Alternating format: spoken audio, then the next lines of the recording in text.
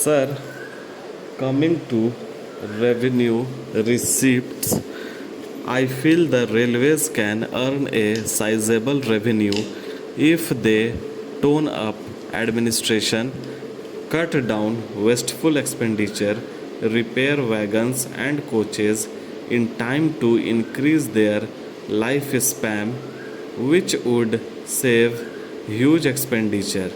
Otherwise, these wagons and coaches would be disposed of as scrap iron. I suggest more sheds and more repair workshops are to be established and timely repair work is to be taken up.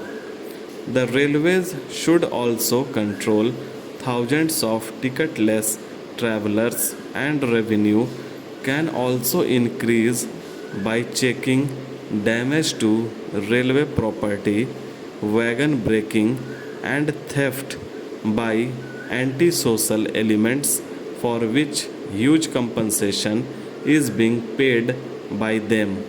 Vast land adjoining railway lines has been illegally occupied, and if this land can be reoccupied and can be properly utilized, then the railways will be able to earn more revenue. Indian Railways received a World Bank loan of $40 million. Besides, the railways have received $190 million as loan for the Asian Development Bank for loco procurement and for importing new technologies, and the Exim Bank of Japan co-financed the loan with $100 million credit.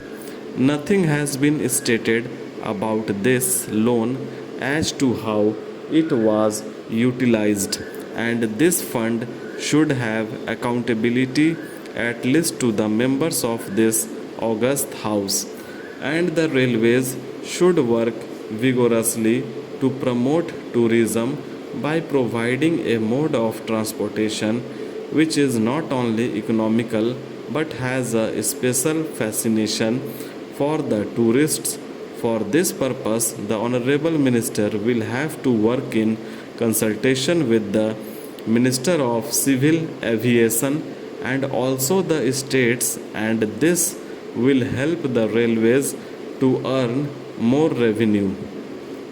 I understand the Indian Railways are a founder member of SCAP, that is Economic and Social Commission of Asia and the Pacific.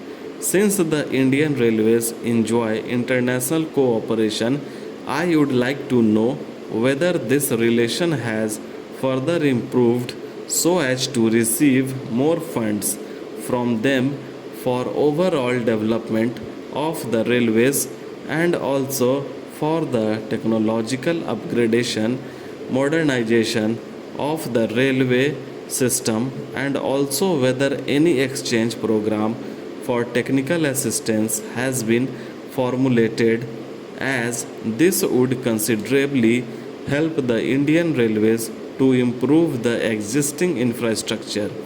The technological upgradation of the network, upgradation of the communication network, and computer based freight operation system, and more computerization of passenger reservations in metropolitan towns.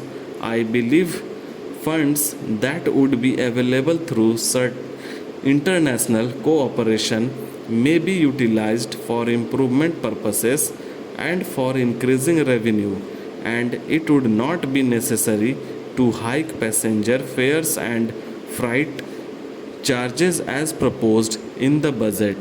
In the annual report and accounts 1988-89 of the Indian Railways, detailed information on research and development has been given on pages 34 to 38. It has been mentioned that the research, design, and standard organization functions as advisor and consultant to help the Indian Railways in all technical matters. Scientists, technologists, educationists, and senior executives are in this body. I would like to suggest that in this regard, that is, in technical matters and in connection with the technical improvement and technological upgradation, the Indian Railways should work for research and development in collaboration with IITs, universities, and national metallurgical laboratories and other national laboratories under the Council of Scientific and Industrial Research. More research and development centers need be opened, for which there should be provision in the budget. It should provide funds for further technological developments. Now, Madam, coming to the question of railway safety, I regret to point out that we have not been able as yet to completely eliminate railway accidents or even to substantially reduce them. Only a few days back, the railway minister made a statement regarding a serious accident involving the Dehradun Bombay Central Express, which took place on the 14th of this month. To my mind, these possibilities of rail accidents can be substantially brought down by an all round vigilance of the operation staff and by enhancing operational efficiency. I do not know if it is possible to evolve some sort of foolproof arrangement whereby a train moving on the line can receive back positive signal through ultrasonic system about the existence of another moving train from the opposite direction.